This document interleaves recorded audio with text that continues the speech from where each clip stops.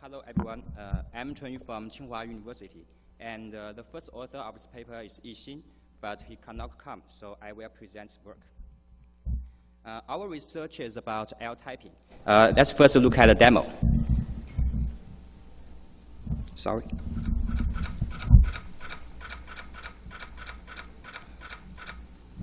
So, as you see, L typing means that the user imagines there's a virtual keyboard in the middle L, and then they type with their 10 fingers according to their spatial memory or muscle memory of the keyboard layout. L typing has some potential applications, including remote interaction and virtual reality. For example, a user might wearing a head-mounted display and need to input text in a virtual scenario, such as a game or keyword search. In our research, we position the L typing within the research of 10-finger typing techniques, and which can happen on different platforms. That is on a physical keyboard, on a touch screen, or in the middle L. From this table, we can see that feedback is gradually diminished from the physical keyboard to the middle L. This makes the user difficult to perform 10-finger typing because she can feel nothing from the keyboard. Besides, for L typing, there's no explicit mechanism to detect the tap. So the algorithm had to recognize the tap event from the continuous movement data of the finger. This is also a challenge. There are two research questions of this work. First, can the user perform 10-finger typing in the L without any feedback? The second is, how can the machine interpret the user's input intent with intelligent algorithms? Next, I will briefly review the most relevant work. First, the personalized input user machine learning algorithm to distinguish input characters based on the geometric features of the touch content area. In addition to the center location of the touch area, they also use the location of the fingertip and the travel distance of the fingertip in the down and up events. Trace work just presented now showed how to distinguish the input character based on the finger positions. However, the premise is that the system had to be able to see all the fingers, even if the finger are not contacting the surface. The one-line keyboard proposed a new way to perform 10-finger typing. It condenses the QWERTY layout into one row, so when typing, users do not need to move their fingers. The algorithm uses a dictionary to interpret the finger sequence. Finally, VType realized L typing with the data glove. The algorithm determined the active typing finger as the one pressing down farthest and infer the target word based on the finger sequence and a dictionary. As a summary, to our knowledge, not much work has been done on L typing, especially for bare hand input. The existing research are mainly on the touch screen, and the state-of-the-art algorithms either explore the more features for the classification or use the language models. But according to previous research, we first designed our L typing algorithm that should have two basic components. The first is the detection of taps from the continuous finger movement data, as well as the tapping finger and its location in 3D space. The second is it should be an intelligent algorithm which uses the spatial information and the language information to interpret users' input, for example, the Bayesian method. To have more details of the algorithm, we conducted a user study to collect real data of L typing. Based on the data, we want to examine three aspects. The first is the finger kinematics while typing. The second is the movement correlation between fingers. And the third is the 3D location of typing fingers. In the experiment, we recruited 8 participants. Each entered 20 phrases from McKenzie's phrase set. We used a motion to capture the participants' hands and fingers. So while typing, while the user is entering, we provide no feedback to the participant. So we just ask them to type the whole phrase at their best and then move on to the next one. This animation shows the data captured by leaf motion when the user performs a tap action with the middle finger. We then manually labeled taps from the data with a tool developed by ourselves. As shown in the figure, the tool just renders the time series of the movement data of all fingers. We can then drag a time window to label a tap. In our research, we used two coordinate systems. The first was the absolute or world coordinate system defined by leaf motion. We describe the 3D position of the tapping finger based on this. And the other is the relative or the hand coordinate system that follow the movement of the hand. We analyze finger movement within the hands based on this coordinate. Now let's look at the result. First is the kinematics of tapping finger. And as shown, a tap is typically composed of two phases: a flexion phase, the falling edge, followed by a stretch phase, the rising edge. The time duration of the tested in our the time duration of the flexion phase tested in our experiment was 30% shorter than that of the stretch phase. So we detect the taps based on the falling edge of the data. Besides, individual fingers have different tapping amplitudes, but have the similar tapping times. So this suggests that we should use different thresholds for detecting different fingers. The second is the movement correlation between fingers. To quantify this, we first defined the amplitude ratio as the ratio of amplitude between the passive finger and the active finger.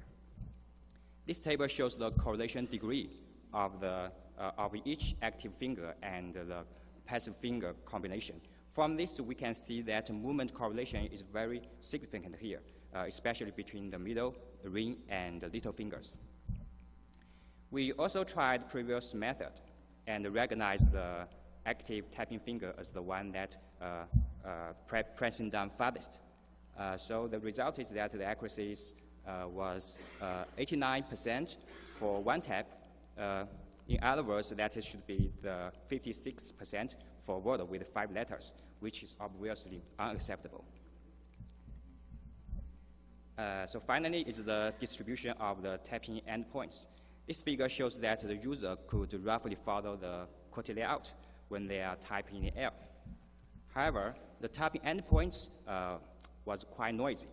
We applied the nearest neighbor algorithm to distinguish characters within individual fingers, but found the accuracy was about 70% in average for index finger, which are responsible for more letters.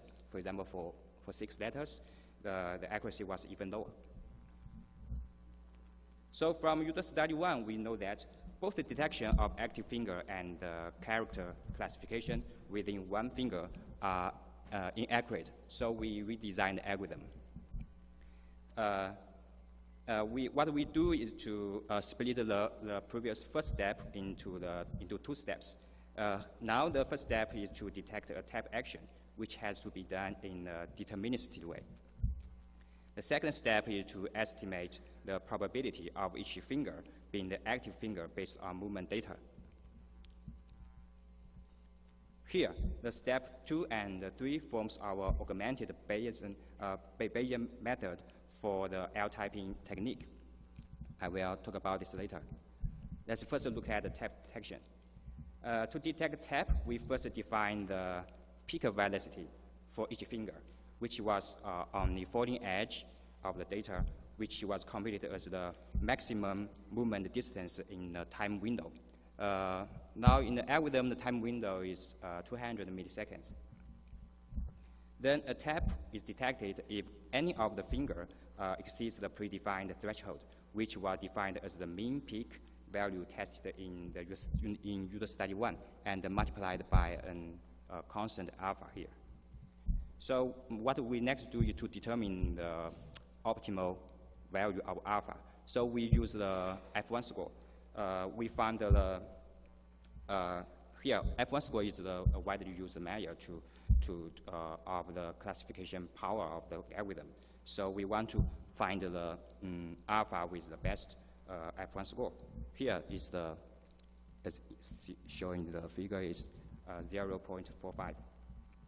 So with the alpha with the constant alpha at 0.45, we have the recall rate at 96.7% and the precision rate at 97%, which is a satisfying result in our research.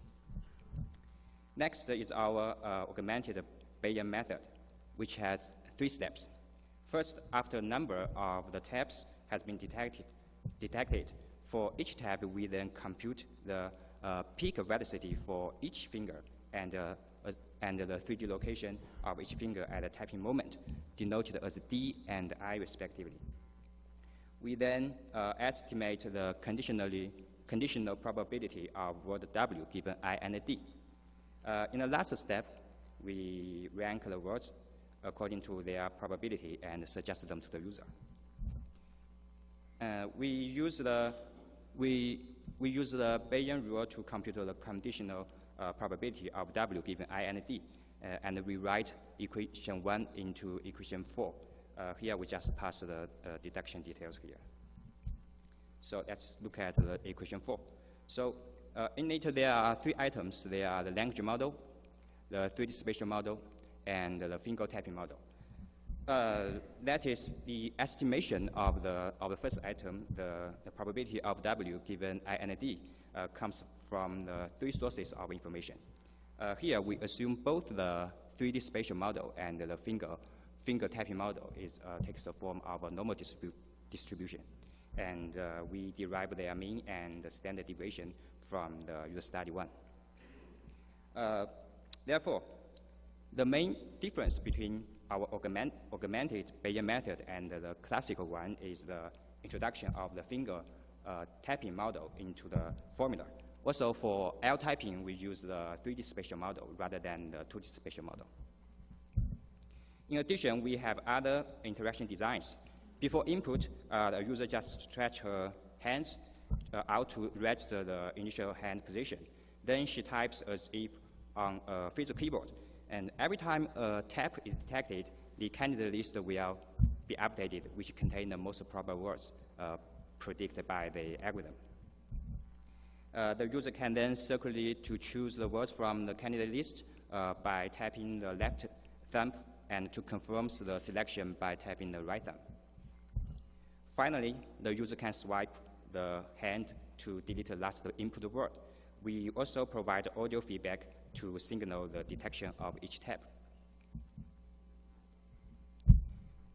We then conducted a second user study to evaluate the technique. We recruited 8 participants and asked them to type 60 phrases separated into 4 blocks. The instruction given to them was as fast and as accurate as possible, and the participants were required to correct their typing errors. Here is the result. First, input accuracy was very high for all 4 blocks and all over 99%. This shows our algorithm can effectively infer the user's intended words. Second, text entry rate was relatively high, from 23 WPM in block 1 to 29 WPM in block 4. ANOVA shows the learning effect is significant. Participants also gave informative comments. Most of them could get used to L typing after some practice, and they were satisfied with the input accuracy. However, most users point out that when they're holding their hands in the air for a while, it causes quite fatigue. To conclude, our research addressed these 2 research questions. The answer are yes. That is, the user can perform 10-finger typing in the air without feedback, and the data, the hand-finger movement data, indeed has enough information for the algorithm to interpret the user's input intent, but of course with the help of the language model. So the contributions are twofold. The first is an empirical study of L-type behavior, and second is an augmentation of the classical Bayesian method. However, we believe this new augmented algorithm can also be applied to other cases where the tap cannot be accurately detected. For example, many happens in the camera-based interaction. Future work has 3 directions. First, our L-typing technique can now support only word-level input. We should go on to explore more features to infer the user input with our ultimate goal is to support the character level input in the middle L. And second, in our research, the leaf motion sensor is positioned just under the hands, but another common placement is position the sensor just in front of the head-mounted display. So we need to experiment our technique on that placement. Third, our current algorithm only suggests words that has the same number of characters as the detected taps. But as we find out in our experiment, sometimes the tap detection fails. So we should improve the algorithm to remove this constraint. So thanks. I'm happy to take your questions.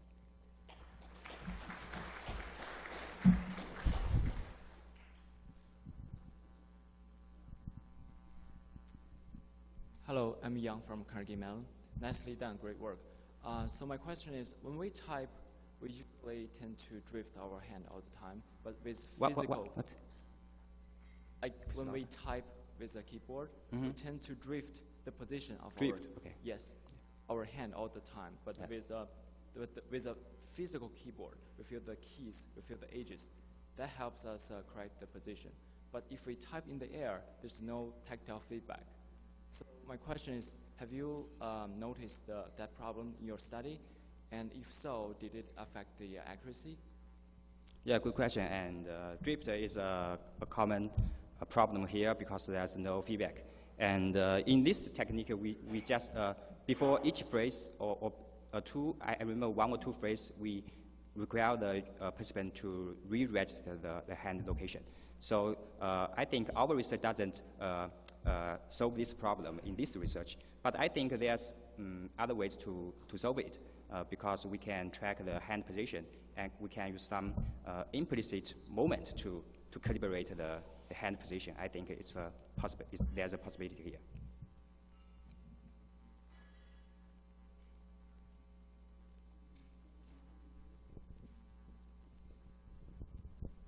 Okay, I guess I've got just one really quick question. You mentioned that, sort of in future work you wanted to look at character level typing. How would you just quickly comment on how you might look at doing that? How you might look at doing character level typing in the future? L-typing in the future? Yeah, for sort of out of dictionary words, for example. You mean we now use the dictionary? What sort of changes that you might make? Yeah. Currently we use the dictionary, so all the input words are from the predefined dictionary. That's the limitation of this work.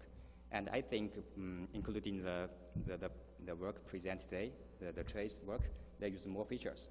So I think, including the final latest work, I think with the motion we have much hand movement information here. I think there's still space to devise more sophisticated algorithm to do that. Thank you. Thank you. Okay, thank you.